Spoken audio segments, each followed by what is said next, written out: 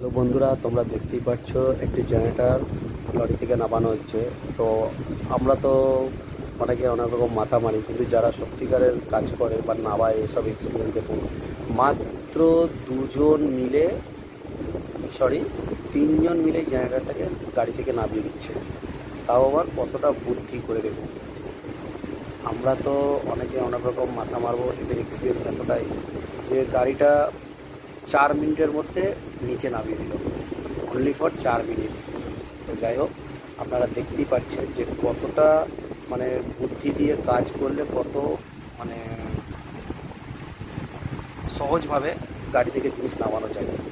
তো সেই বুদ্ধিটা তো হয়তো সকলের কাছে, আমাদের কাছে থাকতে নাও পারে। তো দাদা ভাইদের কাছে দেখুন কী সুন্দর সব ব্যবস্থা করেই রেখেছিল। তারপরে নিমেষের মধ্যে জেনারেটরটাকে ছোটো হাতি থেকে নিচে একবার নামিয়ে দিল। খুব সুন্দর একটা পদ্ধতি প্রয়োগ করলো, আর প্রচণ্ড কষ্ট করে। যা দেখছি দাদারা প্রচুর কষ্ট করে। এনারা কলকাতা থেকে এসছেন, গাড়িটা কলকাতা থেকে ওটাকে নিয়ে এসছেন, আর এনারা তুলেছে, আবার নামাবার দায়িত্ব সেইভাবে দায়িত্ব কথা বলে দিয়েছে, কারণ যারা তুলবে তারাই গিয়ে নামাবে, সঙ্গে নিয়ে যেতে হবে। তো আমি খালি দেখলাম যে খুব তাড়াতাড়ি একটা কাজ, ভারী কাজকে খুব সহজভাবে, ইজিভাবে সম্পূর্ণ করলো।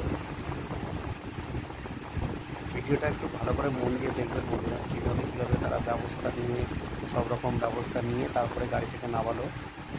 তো মাত্র 2 থেকে 3 জনে মিলে এটা বুদ্ধি করে নামিয়ে দিল।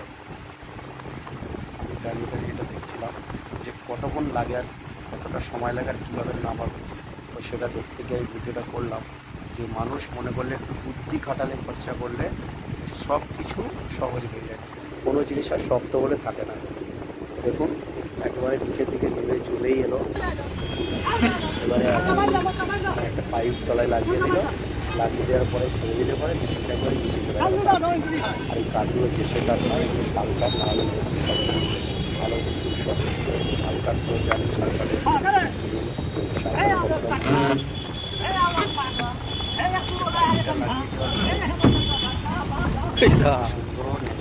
হেভি সিস্টেম বন্ধুরা।